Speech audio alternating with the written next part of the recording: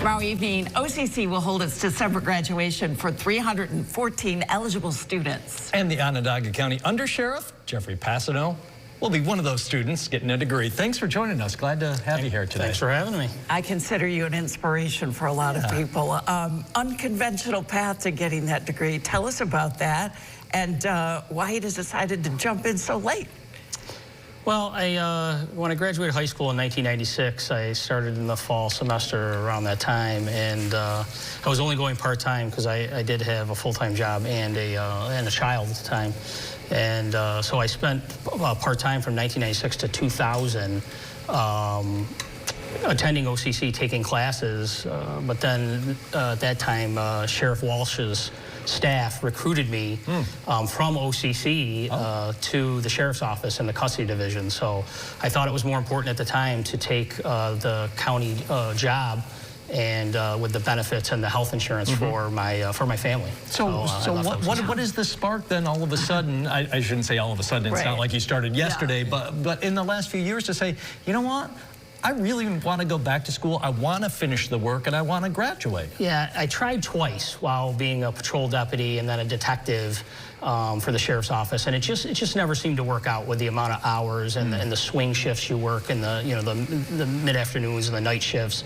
So it was pretty difficult to do. And then once I became the undersheriff, I said I'm going to try to tackle this again as long as I have the support from my family and from the sheriff himself. That support is necessary, and here's something everyone wished they had the secret sauce to, is balance. Yeah. How do you balance that job and your studies and going for that degree? Yeah, it's time management, right? I think that's the key to everything. The support of the family, the support of the sheriff, and the time management is really what I've been able to do. That's what you have to do to be able to get that done, because there's a lot of things at the sheriff's office that we do after hours that most people really don't realize when you're in a role like the role I'm in today. How do you spread it out? I mean, how much did you have to finish, and how do you spread that out? It's over the course of at least the last few years, right? Yeah, I took 3 in-person classes, and those ones are pretty easy because they're telling me when to be there, right?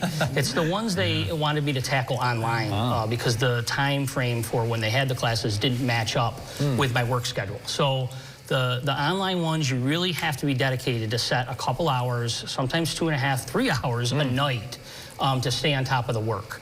And that's how I ended up doing it. It's just really trying to balance it. And my wife and my family were very supportive of it. When I got home from work, I used to spend 2-3 hours a night doing homework. Oh, sure. Yeah. And tell us about your degree. My degree's going to be an associate's degree in criminal justice. Oh, okay. What kind of message do you have for someone who might be in a similar position as yours? You started at some point, you never really finished. You're looking to go back. I mean, what would you say to them out there? I would tell them to go for it, because it's, for me, it was a personal thing. I don't necessarily need the degree to be successful in the profession that I've chosen, but it was a personal thing. And I hate to start something that I don't finish. And it was the only thing in life that I started that I didn't finish. So I'm here today, or tomorrow I'll be finishing it. You're going to check that big box. What's that going to feel like, walking across the stage and finally saying, I did it, do that victory lap? I think it's going to be exciting. It's going to be exciting all the way around.